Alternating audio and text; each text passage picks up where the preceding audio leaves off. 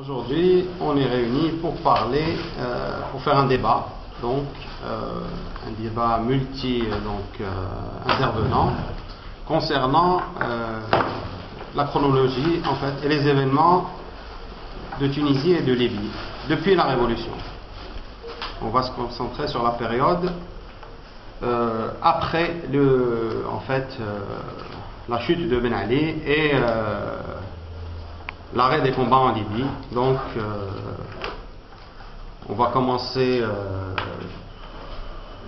par la chronologie des événements. Donc chacun pourra apporter sa lecture de ce qui s'est passé depuis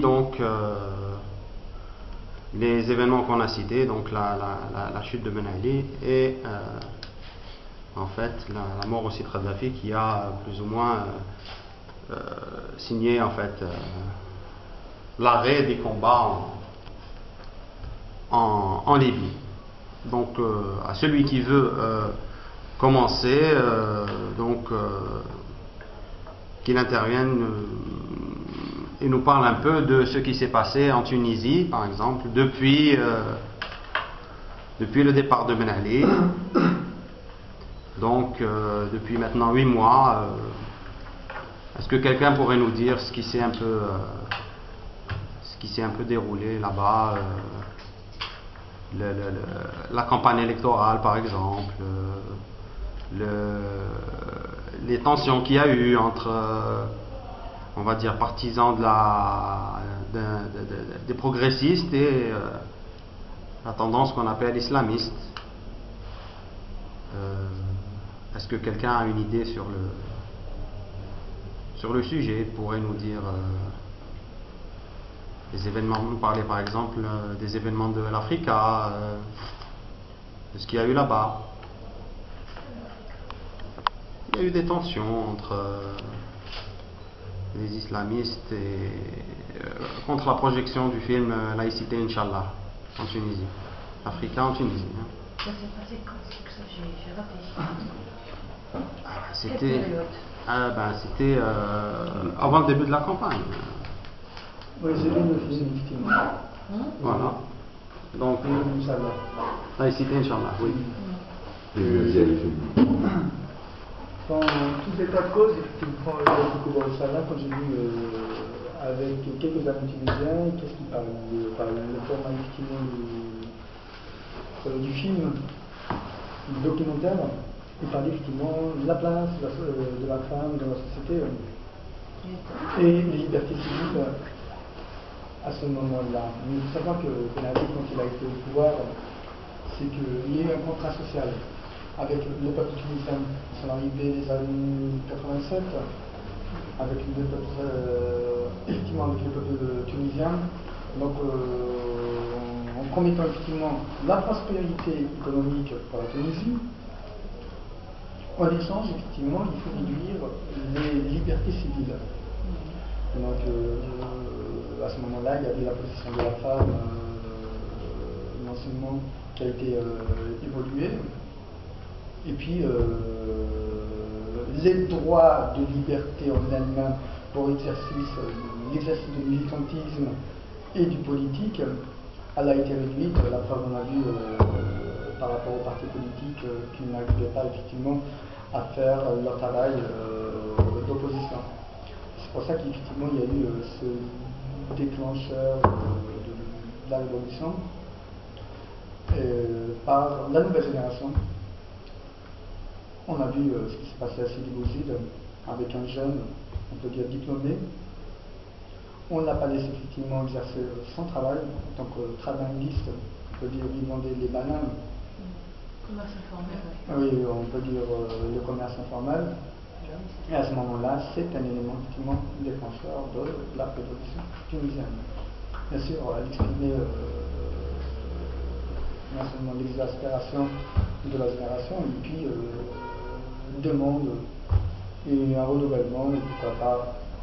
Qu'est-ce qu'il demandait? Il y a les 3 slogans: dignité, le pain, le travail, dignité. Donc voilà. À ce moment-là. Qu'est-ce que tu penses de la campagne électorale tunisienne? Est-ce que tu as, ou est-ce que quelqu'un a des données sur par rapport ce à qui s'est passé? La campagne tunisienne, bien sûr, c'est historique pour la Tunisie. Quand on voit un peuple, on le décrivait bien sûr en tant que peuple qui n'a pas de repère.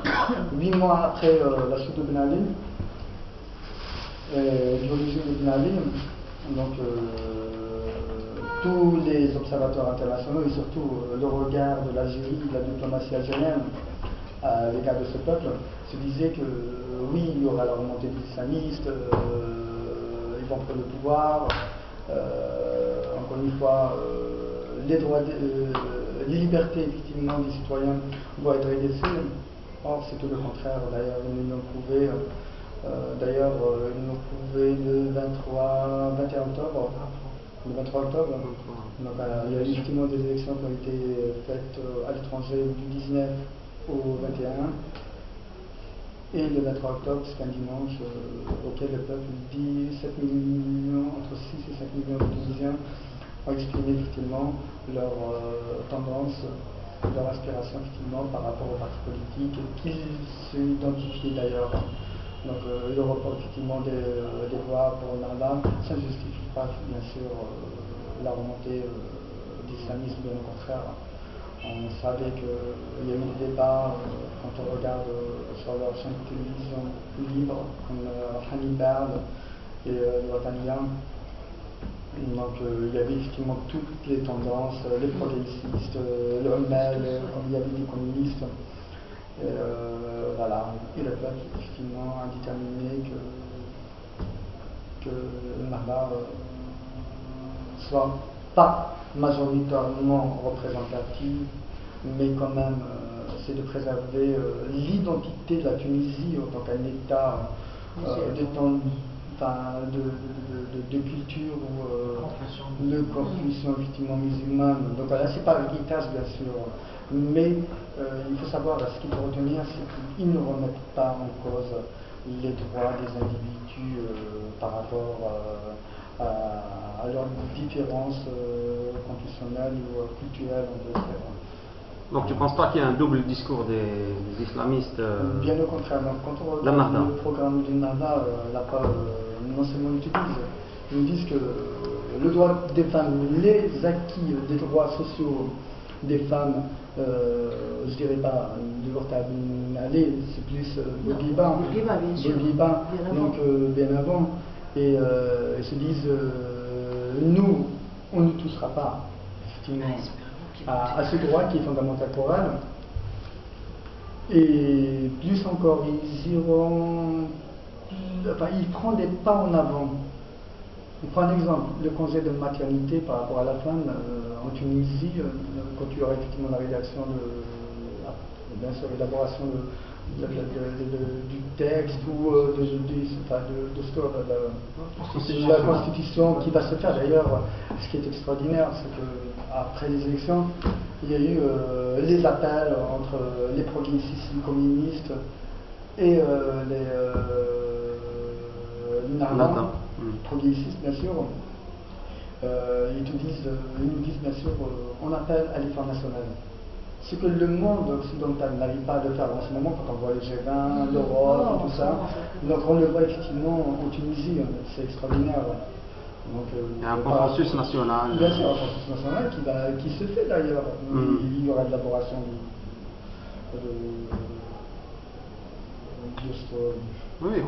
la constitution qui va être élaborée effectivement par toutes les formations politiques. Est-ce qu'on peut revenir sur les élections 2 minutes? Qu'est-ce que tu penses du fait qu'il y ait eu moins de 50% des Tunisiens qui se soient exprimés? Parce qu'il y a eu un certain nombre d'inscrits, mais en fait ils représentent, et il y a eu parmi ces inscrits, il y en a qui parlent de 80% de participation, mais en fait sur les inscrits, mais tout le monde était sur le total des personnes aptes à voter en Tunisie, il y a eu moins de 50% de participation. Donc, qu'est-ce que vous pensez de cette majorité silencieuse? Enfin, c'est pas d'où est-ce que vous avez l'information, mais il faut savoir que tout le peuple s'est exprimé à hauteur de 80%. Plus, entre 80 et 90%. Les inscrits, les inscrits. Des inscrits, Oui. mais chez des votants, mais chez Oui, des... les inscrits, effectivement, il y a eu du retard parce qu'il y a eu des informations qui ont Il y a été plus de 40% mal de faites. gens qui n'ont pas été D'ailleurs, qui sont pas inscrits. Oui, oui, oui. C'est ça. C'est Le ça. dernier Ouais. jour des inscriptions Ça, c'est en important, Tunisie, hein. c'était quand Mhm. C'était le 12 juillet. Si je ne me suis pas trompé. Effectivement, et après, il y a eu l'élan, on peut dire, avancé, non, décalé, jusqu'à la dernière semaine du mois d'août, Ramadan. Mhm. Ils ont étendu la période. Bien sûr, ils ont étendu la période, du moment que tout le monde n'était pas au courant. Quand même, faire une élection démocratique en Tunisie, pour la première fois, c'est énorme. Alors que tous les médias, ils étaient en train d'en parler, Mais c'est la première fois, 8 mois à préparer des... Qu'est-ce que ça exprime selon vous, le fait que ces gens n'aient pas participé? Ça veut dire qu'il y a une majorité silencieuse et on ne sait pas dans quel camp elle est. Est-ce que cette majorité peut-être ne croit pas Peut-être, ouais. à cette révolution ou à ce mouvement révolutionnaire? Mhm. Non, ça peut dire ça veut pas dire qu'elle ne croit pas. Et ça ne veut pas dire qu'elle n'est pas dans un camp non plus. Elle n'est pas dans les camps qui étaient en concurrence. Voilà, plutôt, oui. Dans les camps qui étaient présents aux élections. Elle se voit ailleurs. Elle croit dans la révolution et elle a le sentiment que ces gens-là vont trahir la révolution. Et donc, ils ont préféré ne pas participer. Bon, il y a aussi, c'est vrai, des phénomènes d'inscription, etc., qui existent dans tous les pays. Les gens ne sont pas bien informés ou ne savent pas le faire. D'autant plus qu'avant, c'est comme en Algérie, l'inscription était automatique à l'époque de Ben Ali. Il suffisait d'atteindre l'âge de la majorité et on était inscrit automatiquement sur les listes électorales.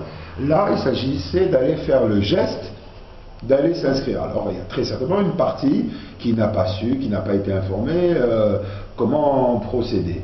Mais il faut considérer qu'une bonne partie aussi n'a pas été votée sciemment, ne s'est pas inscrit sur les listes électorales, ne croyait pas en ces élections. Comme en Algérie, quand il y a quelqu'un qui disait, quand il y a un phénomène de masse, ça signifie forcément une conscience de masse.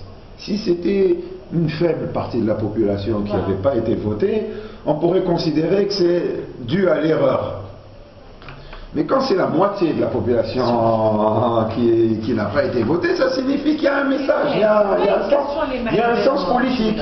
Il y a un sens politique. Donc le sens politique, c'est au moins d'être en rupture avec le processus tel qu'il est engagé. C'est au moins ça.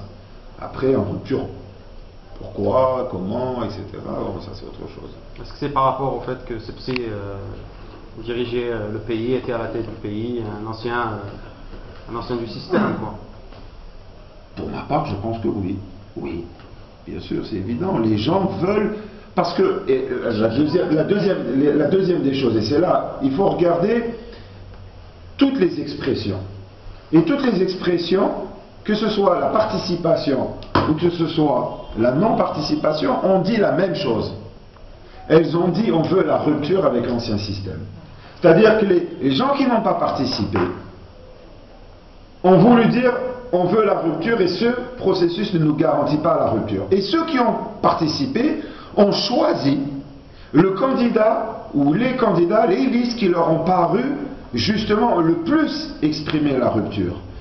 Et paradoxalement, ils ont paru, c'est Ennahda qui a le plus paru exprimer la rupture, ça a été alimenté par les gens qui ont voulu dénoncer Nahda.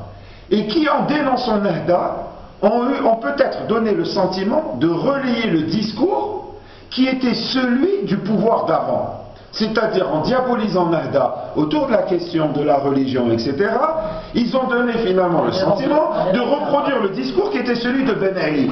Parce qu'à aucun moment, ils n'ont été portés avec la même force que contre Nahda, ce discours contre Ben Ali, et je vais rajouter, moi, y compris contre Bourguiba. Parce que tout ce qu'on pourrait dire sur les prétentions modernistes de Bourguiba ou même de Ben Ali, j'avais eu l'occasion de rencontrer quelqu'un de Tajdid, le parti de la gauche qui était un parti légal à l'époque de Ben Ali déjà, issu de l'ancien parti communiste tunisien, et je lui faisais le reproche, pourquoi vous ne défendez pas clairement un projet de séparation du politique et du religieux? Il m'expliquait non, la société elle ne va pas comprendre, etc. Je disais mais la société elle ne va pas comprendre si tu as l'air de tenir le même discours que Ben Ali. Mais je lui dis la réalité de la Tunisie, c'est que c'est Bourguiba qui a introduit l'article 1 dans la Constitution qui dit Islam, religion d'État. Les gens qui ont rédigé la Constitution pour Bourguiba n'avaient pas mis cet article 1, n'avaient pas parlé d'Islam, religion d'État. C'est Bourguiba qui l'a mise le premier. Et donc il s'agissait d'attaquer, comme il s'agit de le faire aussi bien en Algérie, d'attaquer les gens qui instrumentalisent la religion, que ce soit l'opposition ou le pouvoir. Parce que le pouvoir tunisien, c'est montrer quelque part le garant d'une certaine vision de la religion, une vision tolérante. Il y a dans ce pays une école qui a été une université, qui a été un centre de pensée religieuse, qui a été instrumentalisé par le pouvoir, la Zitouna, comme l'Azhar a été instrumentalisé par le pouvoir égyptien. Et si les gens avaient été capables de dire oui, on a voulu faire une religion officielle, eh bien, s'ils avaient été capables de dénoncer avec la même force cette instrumentalisation de la religion par Ben Ali, donc ne pas être dans la reproduction uniquement du discours de Ben Ali qui mettait en accusation Nahda, peut-être que leur discours aurait pu être entendu. Il aurait pu être peut-être au moins entendu des 50% qui n'ont pas cru à Nahda, qui n'ont même pas été votés. C'est-à-dire qu'il y a une grande majorité de ce pays qui aurait pu être sensible à d'autres arguments qui n'ont pas été produits dans le débat. Et puis, il faut s'interroger aussi dans le débat sur le fait que on peut se féliciter comme tu le fais, qu'il y ait un consensus national comme ça qu'on arrive. Moi, je suis toujours un petit peu gêné par les consensus nationaux. C'est peut-être bien parfois mais je trouve un petit peu anormal que tout le monde s'entende. Qu'est-ce que tu penses de Merzouki, du CPR? J'allais le dire ça.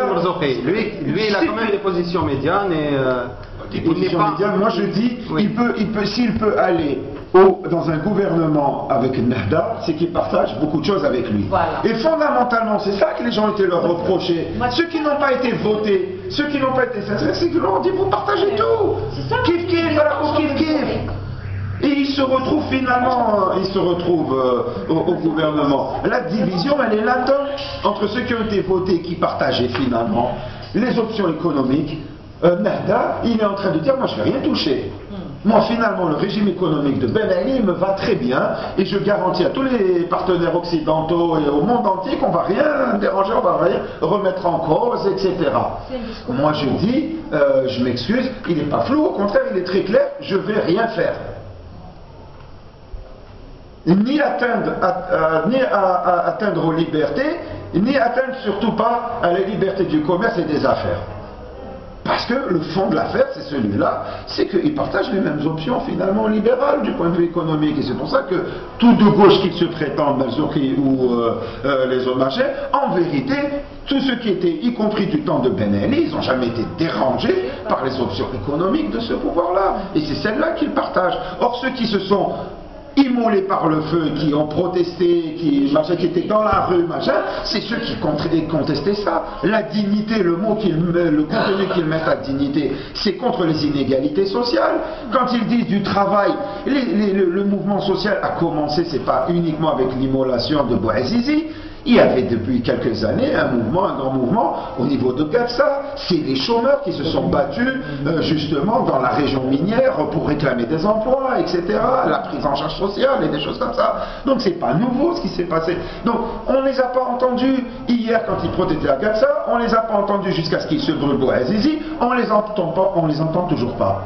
C'est ça la réalité. Mais Nahda a promis de faire un développement régional, de s'occuper en priorité de Sidi Bouzid et des régions Inch'Allah révolutionnaires. Donc dire qu'ils ne vont pas toucher moi c'est ce qu'il a dit hein. Oui, c'est ce qu'il a dit sur les fondements peut-être de l'économie, mais est-ce qu'il y aura vraiment une Mais le poussée pour un fondement, développement, justement, le un fondement développement de cette économie, du des libéralisme, régions c'est non l'inégalité. touristiques.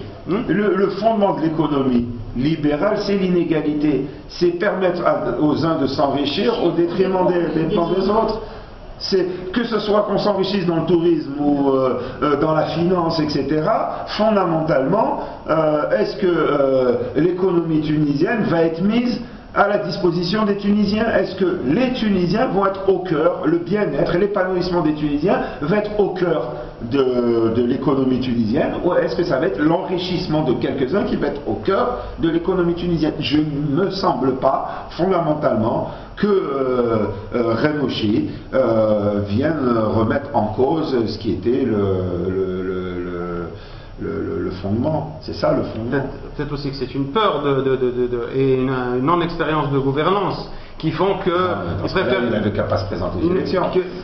Oui, c'est comme en Égypte, les islamistes ils disent oui, le hal islami, tout ça, mais en fait, quand on leur donne des postes dans des ministères, ils refusent ces postes. Donc il y a quand même peut-être une certaine peur de se décrédibiliser quand ils sont en face des responsabilités. Est-ce que c'est un peu ça aussi? Est-ce qu'il y a une revendication et de dire que nous sommes la solution, mais quand ils sont en face des vrais problèmes et des attentes du peuple qui sont très grandes, est-ce que en fait là ils n'assument pas tout simplement? Est-ce que quelqu'un a un avis là-dessus? Non, mais il faut parler vraiment de la situation économique de la Tunisie actuellement. On sait bien que la première source de ce pays, c'est plus le tourisme qui fait vivre entre 1,5 et 2 millions de Tunisiens. Donc ça représente 1/5 de la population. Donc le plus important, il y a l'urgence. L'urgence, c'est la prospérité effectivement économique, mais à une condition que le tourisme ou l'étranger ou l'occidental ou un Algérien qui a l'habitude d'y aller revienne en Tunisie. À ce moment-là, quand il y aura cette prospérité économique, bien sûr, il y aura, quand on voit là en ce moment l'insécurité, le chaos partout, donc ça remet en cause bien sûr la population qui malheureusement en ce moment qui sont repères. Mais l'existence de ces partis politiques avec le processus électoral, ça peut apporter quelque chose. Il ne faut pas non plus être dans le pessimisme. Donc c'est ce qu'on disait il y a 8 mois. Il y a 8 mois on disait que là, ça Tunisie rahat. Or elle est en train de vivre, elle est en train de revivre et même renaître une nouvelle Tunisie, mais laissant au moins un peu de temps pour qu'ils puissent se reconstruire. Voilà. Et qu'est-ce que vous allez dire? Oui, il y a la prospérité économique et sociale, bien sûr, remettre en cause des inégalités, et puis la souveraineté de ce pays. Il faut savoir, le pays derrière, c'est plus l'Occident. Prenons un exemple. L'ambassadeur français en Tunisie. C'est plus l'Occident, c'est-à-dire qui a été renvoyé à la main occidentale. La révolution tunisienne n'a pas été soutenue. Elle n'a pas été soutenue dans ses débuts. Donc, quand on voit tu parles d'Aliomari par exemple, qui n'a pas été soutenue par la France. Non, par tous les pays au monde. Soyons clairs que les pays au monde n'ont pas soutenu la Tunisie. Et pire encore, tu penses que quelqu'un les a soutenus dès le début? Oui, moi pour ma part, je m'excuse. Il y a différents types de soutien. Il y a le soutien qui s'exprime de manière volontaire, où on agit, mais parfois la non-action est une forme de soutien. La preuve, en Tunisie même, la non-action de l'armée a été une forme de soutien à la révolution tunisienne. On peut considérer que la non-intervention de certains États, le silence a été un silence bienveillant.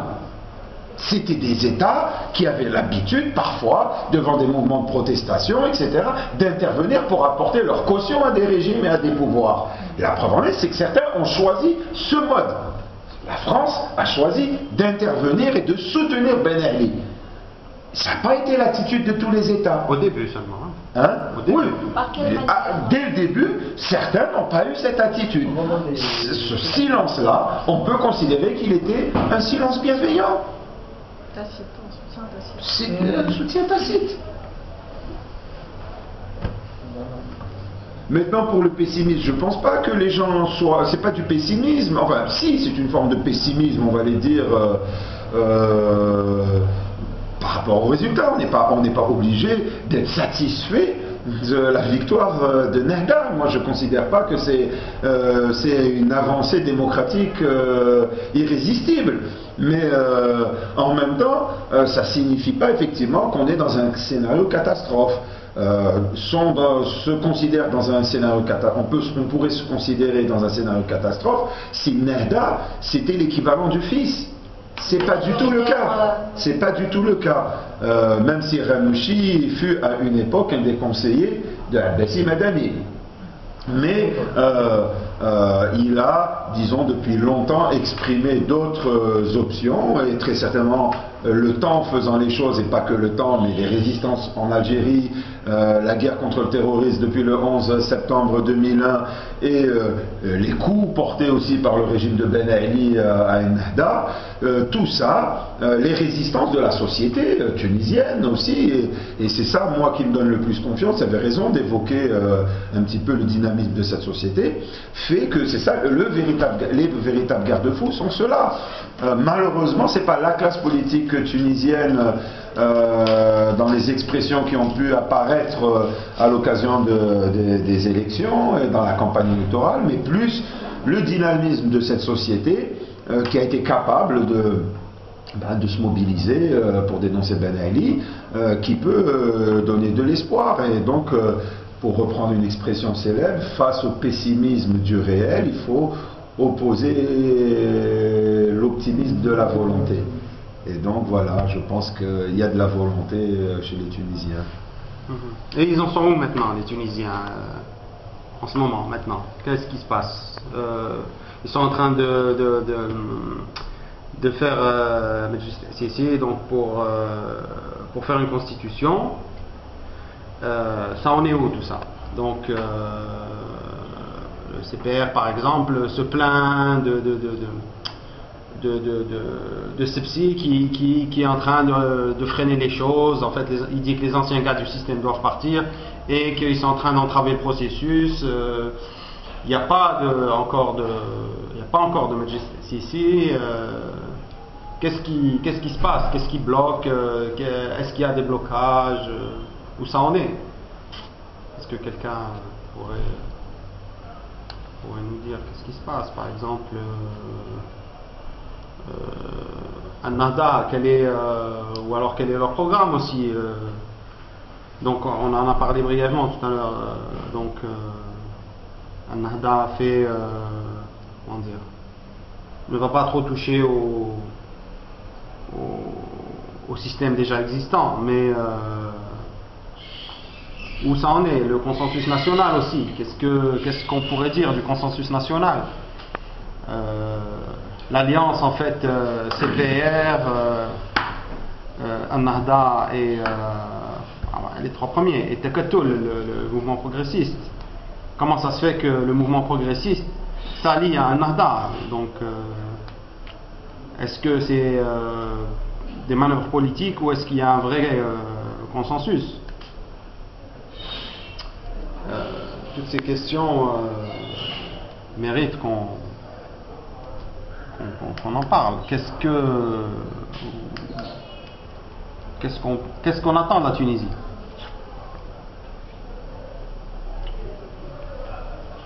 Donc on va aller reprendre une expression qui vient de la Révolution française. J'ai oublié de qui disait « le tiers-état ce n'est rien et ça peut devenir tout ». C'est-à-dire, la Tunisie c'était rien et ça devient tout, ça devient un petit peu le laboratoire du processus démocratique dans le monde arabe. Donc il est évident que tout le monde est en train d'observer avec énormément d'attention, d'angoisse, d'espoir ce qui est en train de se passer en Tunisie, et les Algériens ne sont pas les derniers à observer ce qui s'y passe. Donc nous-mêmes, on va devoir peut-être affronter dans l'année prochaine un processus électoral, d'autres pays, l'Égypte dans quelques semaines peut-être, une première phase, etc., dès le 28 novembre. Donc chacun est en train d'observer ce qui est en train de se passer. Donc tout le monde analyse les résultats électoraux, leur sens, leur portée, les possibilités qu'ils ouvrent, etc. En premier lieu, donc les Tunisiens et les politiques tunisiens. Donc bien sûr que chacun va essayer d'amplifier son propre résultat, de diminuer le résultat des autres dans les négociations. C'est ce qui est en train de se passer. Alors que le gouvernement actuel de Kais Saied soit en train de manœuvrer pour essayer de préserver une autonomie de ce gouvernement ou des positions, des intérêts qu'il pourrait incarner, que Nahda, on voit bien le discours de Nahda en ce moment vise essentiellement à tranquilliser. Il veut tranquilliser, surtout, ils ont de la chance, ils n'ont pas, c'est un système avec un seul tour électoral, ils n'ont pas besoin de dire, surtout n'arrêtez pas le deuxième tour, eux il n'y a pas de deuxième tour, c'est réglé. Donc, mais ils sont en train de vouloir tranquilliser, surtout, poursuivons le processus, etc. En train de donner des garanties. La première des garanties, c'est de dire, nous sommes prêts à un gouvernement d'union, voilà, et nous n'allons pas mettre de bâton dans les roues, nous n'allons pas mettre la barre, poser nos exigences de manière trop élevée, etc. Donc nous allons, et naturellement, face à cette disponibilité, à ce besoin de rassurer, les autres, ces adversaires qui pourraient rejoindre ce gouvernement, vont à leur tour essayer de mettre la barre plus haut, ils vont essayer d'obtenir le maximum de concessions, puisque tu as besoin finalement de notre caution pour pouvoir rassurer. Ça va pas être, il n'y a pas rien sans rien, il va falloir payer, il va falloir que tu nous donnes quelque chose. Et donc les gens sont en train de négocier des portefeuilles, sont en train de négocier des places dans l'appareil d'État, sont en train de négocier même certainement des aspects financiers, etc. Parce que c'est aussi un autre aspect qu'il faut peut-être aborder à propos de la manière dont s'est déroulée la campagne. Il y a des partis qui ont une histoire d'opposition au moins aussi dramatique que celle de Nahda, qui ont subi la répression autant, voire plus peut-être que Nahda, mais qui ont paru extrêmement affaiblis au lendemain des résultats électoraux, en partie parce que peut-être qu'ils n'ont pas mené la meilleure des campagnes, mais ils n'ont pas eu aussi les moyens de mener la campagne. Il ne suffit pas de dire qu'il y avait un accès plus ou moins égal à un certain nombre de médias. Il y a aussi l'argent qui joue un rôle dans une campagne électorale, et il est clair et évident que Nahda a reçu énormément d'argent là où les autres n'en ont pas reçu. Et on sait d'où est venu cet argent. On dit que cet argent est venu des pays du Golfe, on dit que cet argent est venu des États-Unis. Et quand aujourd'hui, dans la presse algérienne, on peut lire qu'un conseiller ou sous-conseiller, je ne sais plus trop quoi, américain intervient à l'ambassade des États-Unis et donne son appréciation sur les résultats électoraux en Tunisie, et qu'il ne s'inquiète pas le moins du monde en disant peu nous importe pour nous l'identité religieuse de ceux qui prennent le pouvoir, ce qui compte c'est qu'il y ait des élections démocratiques et que les libertés soient maintenues. Bon, il participe à la fois un petit peu à ajouter de la confusion, parce qu'il ne s'agit pas le problème n'est pas celui d'une identité religieuse, mais bien d'une identité politique. Les gens en Tunisie partagent pour l'essentiel la même identité religieuse, ils n'ont pas la même identité politique. Et donc il ne s'agit pas de confondre islamisme, qui est une orientation politique, avec une option religieuse. Donc c'est l'instrumentalisation de la religion à des fins politiques, mais c'est de la politique, c'est plus de la religion. Donc c'est plus une identité religieuse. Et donc d'un côté il y a une espèce de confusion, mais en même temps il éclaire un petit peu sur ce qui est une option américaine, qui est finalement d'obtenir la mise en place ou l'acceptation par les États-Unis de la mise en place de régimes dits islamistes modérés. Il est clair que les États-Unis sont sur cette option, c'est celle qui a lieu aussi certainement en Libye, même s'il faut faire peut-être des pressions pour s'assurer. Quel est leur intérêt d'avoir un... Eh bien, ça va revenir un petit peu ça va revenir. Il y a eu, il y a quelques années, un un rapport fait par l'International Crisis Group qui disait dans les transitions démocratiques dans le monde arabe, il va falloir se préparer à accepter des islamistes modérés parce que c'est les seules forces qui auraient, d'après ce rapport, les capacités d'encadrer la société. Et pour en revenir au souci des Tunisiens, une partie du vote en faveur de Nahda peut aussi s'expliquer, en plus le caractère d'opposition au régime de Ben Ali, il peut aussi s'expliquer par le fait qu'il est apparu comme le parti de l'ordre. Il est apparu comme le parti qui allait garantir le retour aux affaires. Business as usual, c'est-à-dire au moment où il y a de l'insécurité, etc., El Nahda va remettre de l'ordre, il va faire régner l'ordre. Et donc les États-Unis sont un pays qui veulent avoir partout des garanties de stabilité. Ils n'ont pas été dérangés par des autocrates tant qu'ils leur apportaient justement la stabilité des intérêts qu'ils défendendaient. Donc ils n'ont pas été dérangés par Ben Ali, pourquoi ils seraient dérangés par Nahda? Un islamisme modéré. Il n'y a pas un risque de radicalisation de cet islamisme modéré, d'une revendication après.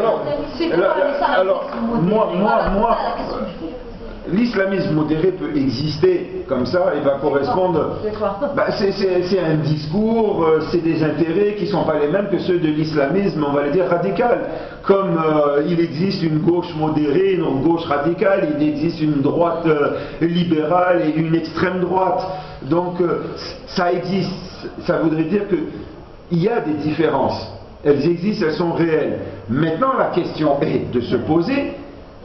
Peut-il y avoir processus de radicalisation? Voilà. Ça c'est intéressant comme question, c'est-à-dire peut-il y avoir des passerelles, des transformations d'un islamisme modéré en un islamisme radical? Oui, c'est possible.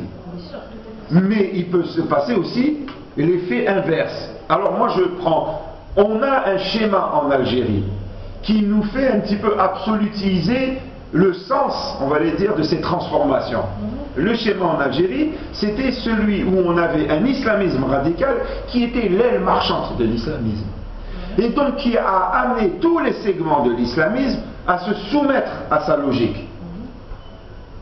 C'est exactement l'inverse qui se produit en Tunisie. C'est que l'aile marchande de l'islamisme, celui qui porte disons les espoirs de l'islamisme, c'est le courant réformiste, on va les dire modéré. Et donc c'est lui qui soumet à sa propre logique l'ensemble ou l'essentiel des forces islamistes, y compris radicales, c'est-à-dire que l'islamisme radical met ses propres espoirs dans l'islamisme modéré, en se disant, il va me permettre d'exister et peut-être qu'un jour, à l'aune de ce qu'il m'aura permis, je pourrais peut-être lui imposer de se radicaliser.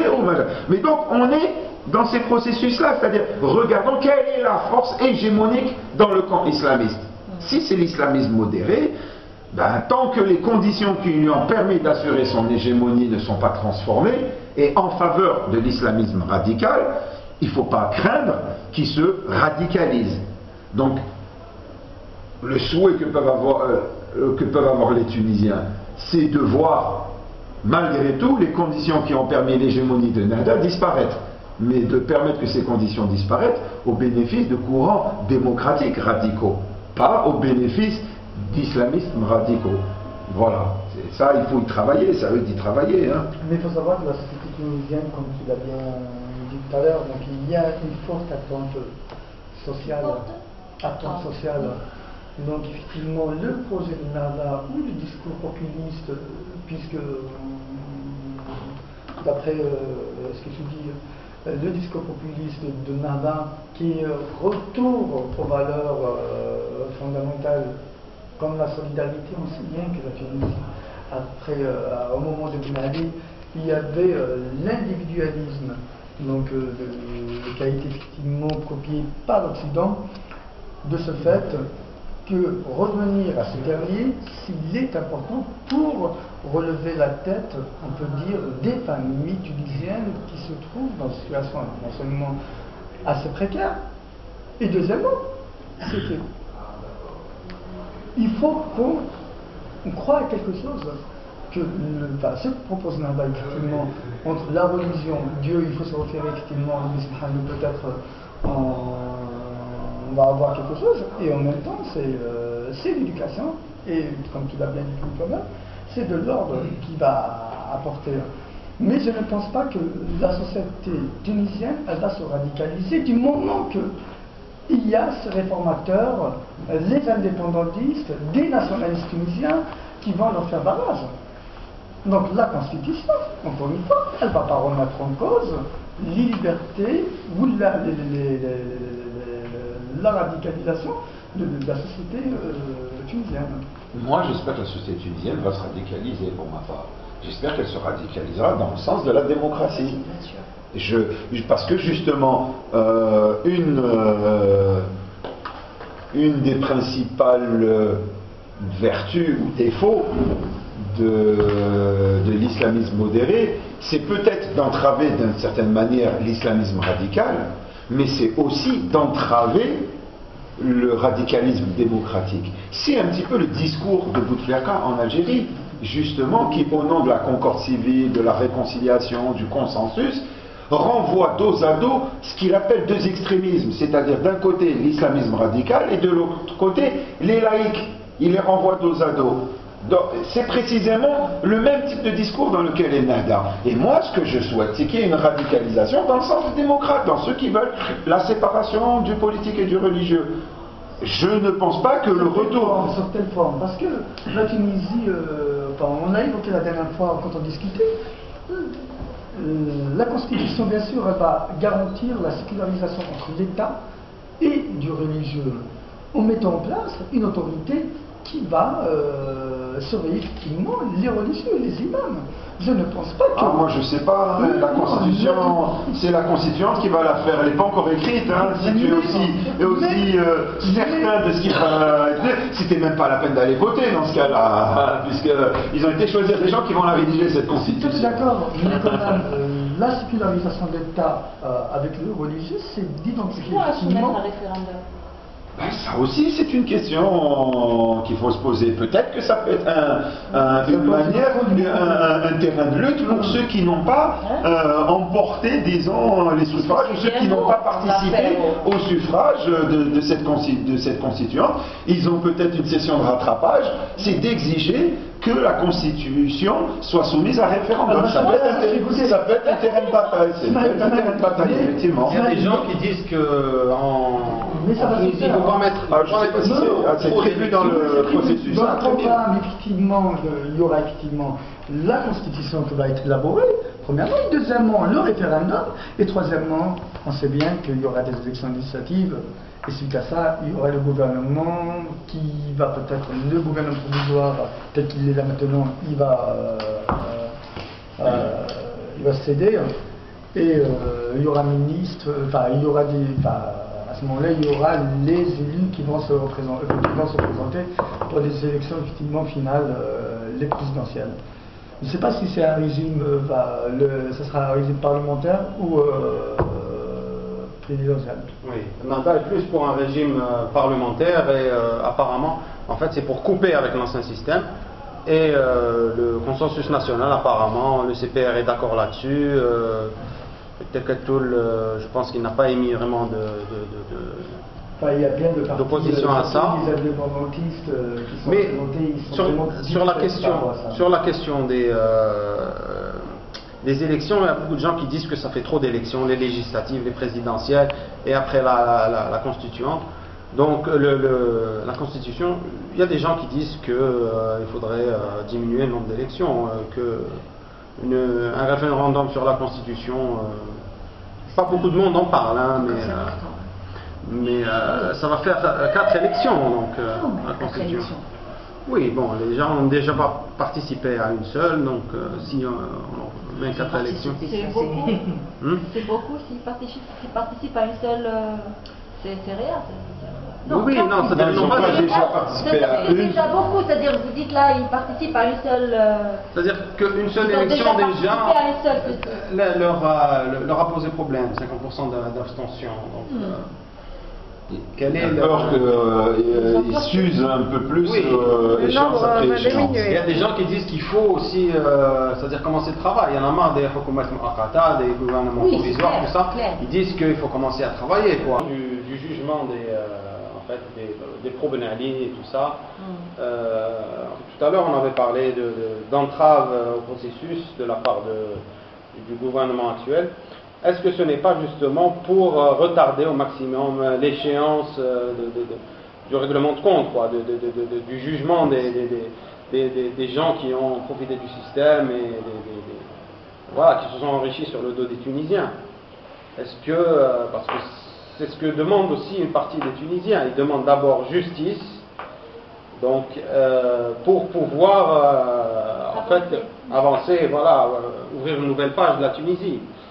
Est-ce que cela va se faire déjà? Est-ce que ne vont-ils pas leur faire une concorde civile comme en Algérie et éviter en fait éviter les... Moi, c'est pour vous dire que c'est pas de l'actualité en Tunisie, surtout quand on parle effectivement de justice pour ceux effectivement qui ont dilapidé la Tunisie. Il y a eu un consensus électoral qui s'est très très bien passé au sein du monde entier. Et deuxièmement, qu'on y juge ou pas, tout le monde avait participé quand il y avait effectivement le système de Ben Ali. Quand même, il ne faut pas se voiler la face. Quand on a vu effectivement la classe moyenne qui est représentative en 2010 de la population tunisienne.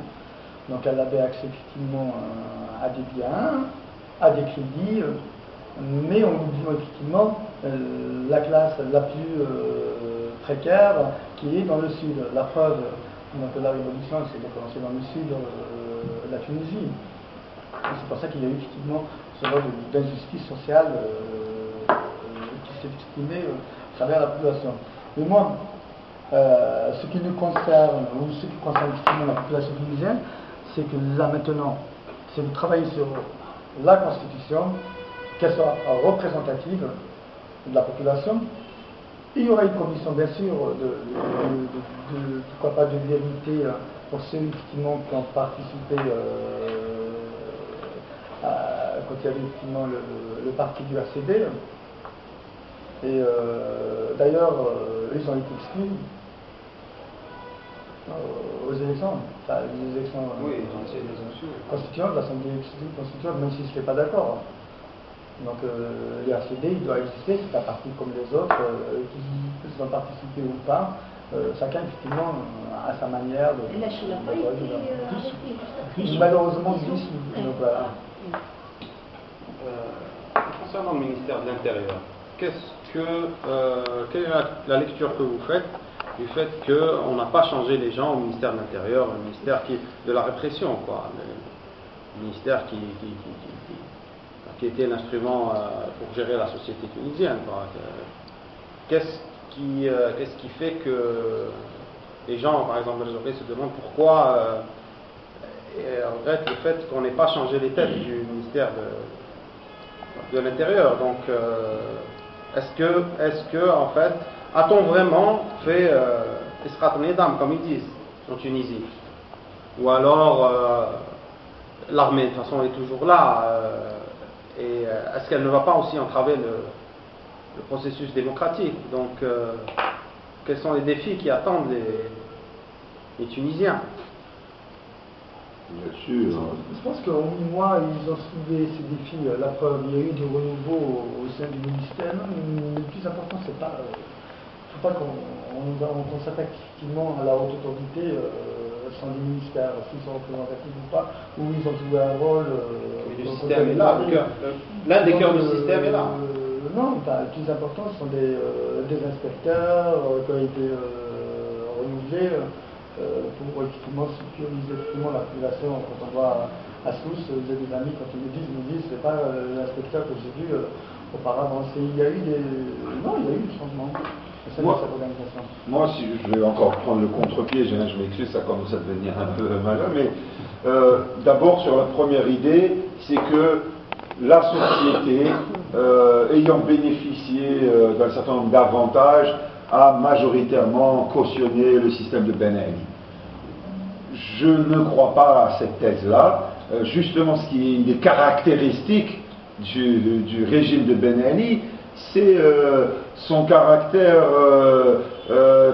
très restreint, très étroit de ce pouvoir. Pratiquement c'est une famille qui a voulu s'imposer à l'ensemble de la Tunisie. Et donc, et c'est peut-être ce qui a permis de cristalliser autant la colère de larges segments dans la société, et y compris de la colère de segments à l'intérieur du pouvoir. C'est-à-dire c'était tellement une base tellement étroite, le pouvoir de Ben Ali, que alors il a focalisé contre lui, y compris la colère d'une partie de ceux qui auraient pu constituer ses clientèles, sa base, etc.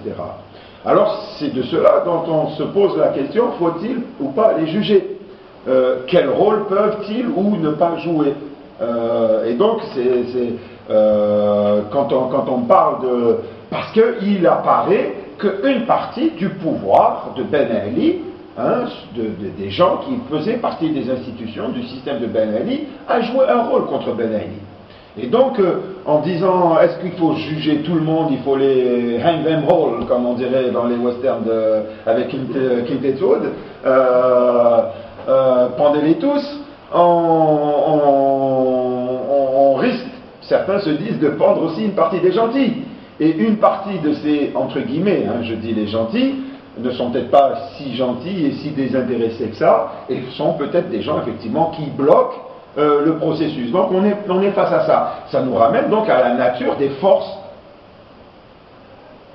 qui ont fait cette révolution. La manière dont la révolution va évoluer, la révolution tunisienne, et la manière dont on va traiter cette question de la justice va être un indicateur précieux sur la réalité des rapports de force, sur la nature des forces qui portent aujourd'hui la révolution, on la prolonge, etc. Et on a une idée de ça en Algérie. La réalité des rapports de force a fait qu'il y a eu la réconciliation nationale.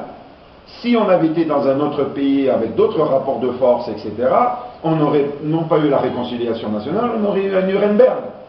On ne serait pas en train de parler de justice transitionnelle, mais on serait en train de parler de Nuremberg et de juger tous les criminels, etc.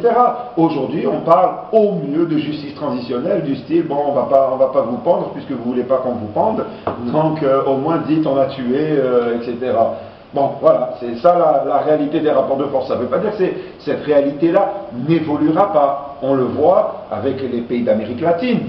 Il y a eu un compromis qui a dû être accepté difficilement, douloureusement, mais dès que des forces ont pu trouver la possibilité de remettre en cause ces compromis, eh bien ils réclament justice, et dès que les gens ont pu poursuivre Pinochet, ils ont tenté de le faire.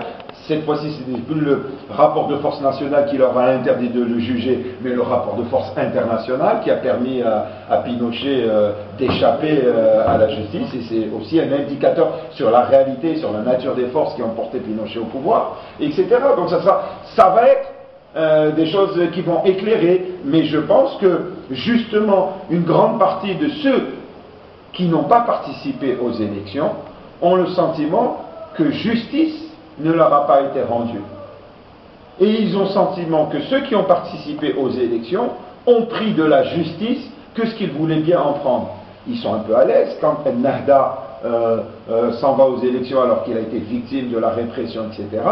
À la rigueur, il dit, moi, du moment que je prends le pouvoir, à la rigueur, pendre ou pas Ben Ali, ça devient presque secondaire du moment que j'ai le pouvoir. C'est ceux qui vont être frustrés de tous les côtés, qui n'auront ni la justice ni le pouvoir, qui vont peut-être continuer à réclamer autre chose, et des deux côtés. C'est-à-dire aussi bien du point de vue du pouvoir que du point de vue de la justice.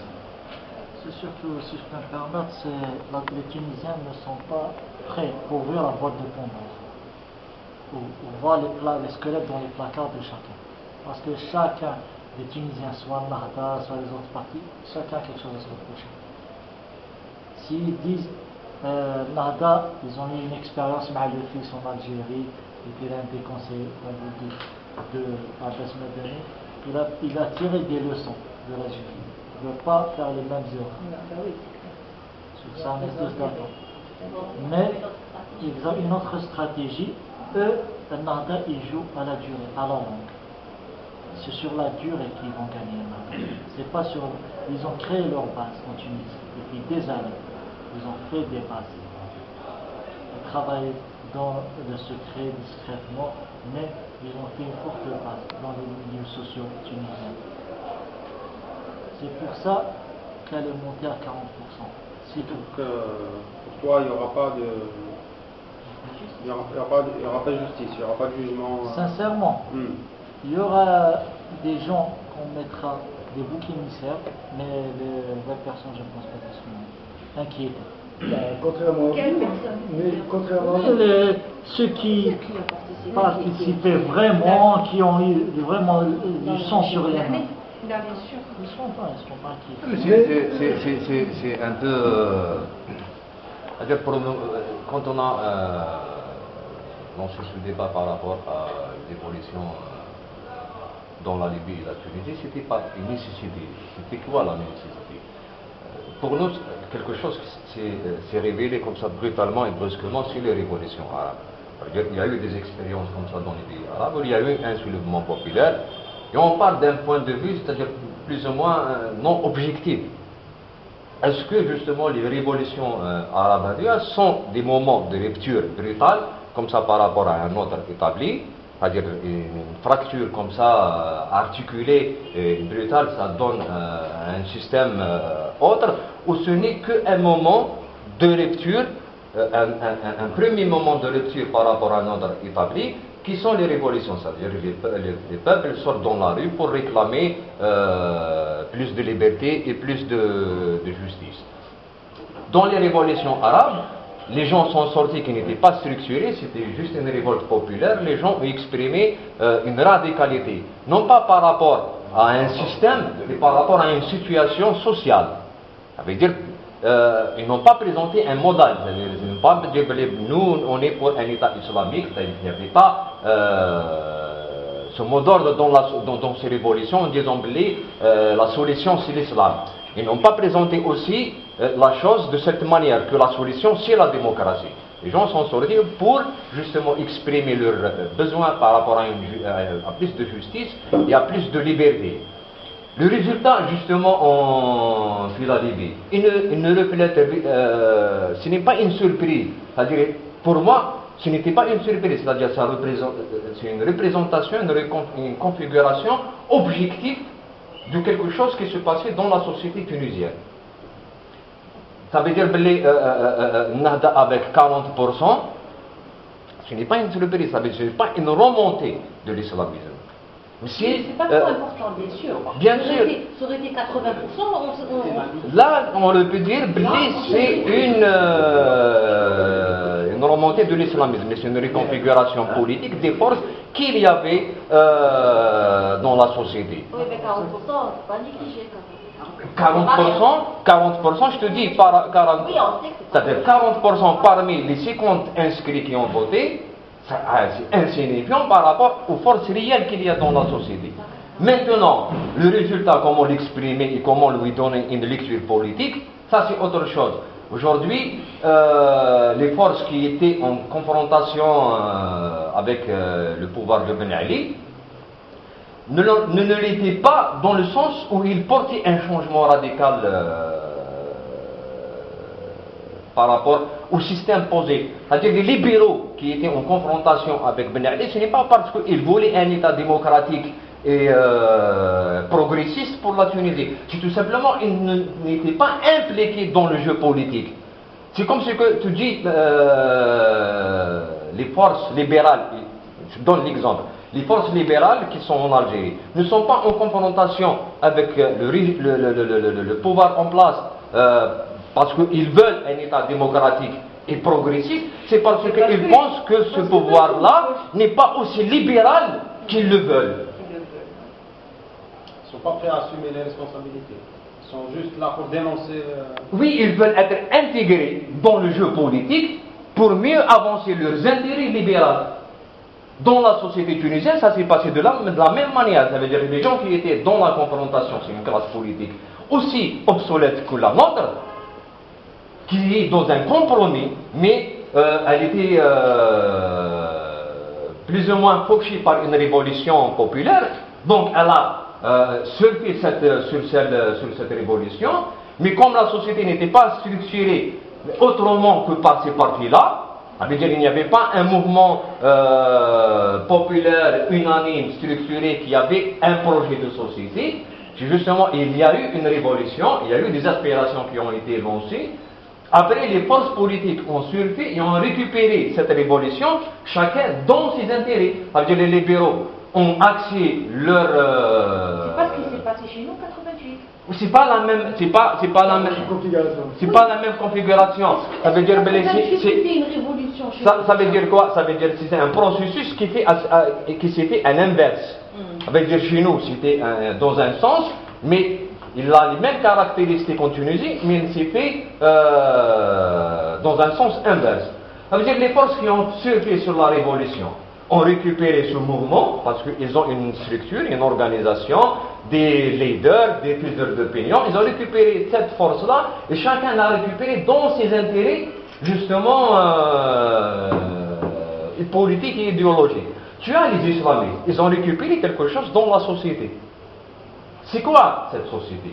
C'est comme ce que, par exemple, la société tunisienne, pour nous, c'est une société qui s'est libérée et affranchie, justement, d'un contentieux et d'un héritage socio-culturel et religieux. Nous avons dans les pays arabes et musulmans des sociétés qui ont une vision sur le monde et qui proposent des solutions, ça veut dire des solutions qui ont pour essence la morale et l'éthique par rapport aux fractures sociales imposées par la modernité.